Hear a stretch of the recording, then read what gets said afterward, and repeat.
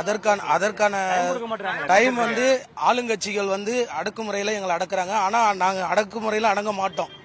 எந்த ஒரு அரசியல் கோரிக்கை வச்சாலும் அதுக்கு எதிர்த்து போராடுவோம், எதிர்த்து எங்களுடைய இதை செயல்படுத்துவோம். இங்க தளபதிக்கு மட்டும் தான் கோரிக்கை வைக்கிறாங்க. கண்டிஷன் 23 கண்டிஷன், 13 கண்டிஷன், 10 நிமிஷம் தான் பேசணும், 15 நிமிஷம் தான் பேசணும். ஏன் தமிழ்நாட்டில் பேச்சுரிமை கூட கிடையாது? ஒரு தனி மனிதனுக்கு பேச்சுரிமை கூட கிடையாது. ஓட்டு மட்டும் கேட்க வரீங்க, பேசக்கூடாதுன்னு என்ன சொல்றதுன்னு தெரியல. அப்ப எங்களுக்கு டைம் கொடுத்து தான் பேச சொல்றாங்க. அதையும் 10 நிமிஷம் பேசினா, இலங்கையை பத்தி சொன்னா, நம்ம கட்சியை பத்தி சொன்னா அதிபர் வராரு.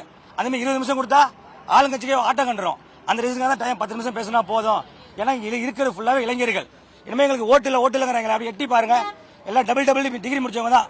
பிஇ முடிச்சவன், எம்இ முடிச்சவன், எம்எஸ்சி முடிச்சவன், பிஎட் முடிச்சவன், கவர்மெண்ட் வேலையில் இருக்கிறவன். இந்த மாதிரி ஆள் தான் நாங்கள் நிற்கிறோம். நைட்டு 3:30 மணிக்கு கொடி கட்டிட்டு போறோம். இந்த 6 மணிக்கு குளிச்சு 1 ஹவர் தான் தூங்கி இந்த 6 மணிக்கு வந்து நிற்கிறோம். யாருக்காக நிற்கிறோம்? மாற்றம் வேணும், எங்க தளபதி மறுபடியும் வரணும். நாங்கள் மக்களுக்கு எங்க தளபதி வர்றது அவ்வளோ பணத்தை விட்டு வர சொல்ற. யாரோ ஒரு ஆள் சொல்ற மனுஷன், உன்னை நான் கூப்பிட்டமான்னு பேர் சொல்ல விரும்பல. ஏன்னா பேர் சொல்ல எங்களுக்கு அசிங்கம். கூப்பிட்டமான்னு கேட்டான். உன்னை யாரு கூப்பிட்டா? நீ ஏன் வந்த? நீ வந்து திருத்த நிற்கிறீங்க நாட்டை. எங்க தளபதி வராது, அவ்வளவு சம்பாரிச்சு விட்டு வராரு. யாருக்காக? இளைஞருக்காகவும் வயசானங்களுக்காகவும். எங்களை இத்தனை வருஷமா 70 வருஷமா சுரண்டி ஏமாந்துற மக்களை காப்பாற்ற தலைவர் வராரு. 2026 எங்களுக்கு மட்டும்தான், டிவிகேக்கு மட்டும்தான். அது நாகப்பட்டினத்தில் கண்டிப்பா தெரியும். ஏன்னா நாகப்பட்டினம், திருவாரூர், தஞ்சாவூர் எல்லாமே டெல்டா மாவட்டம். விவசாயிக்காக என்ன பண்ணிருக்கீங்க? இதில் என்ன செஞ்சிருக்கீங்க? நிவாரணம் தரேன்னு சொல்லுவீங்க. நானும் விவசாய குடும்பம் தான். நிவாரணம் தரேன்னு சொல்லுவீங்க.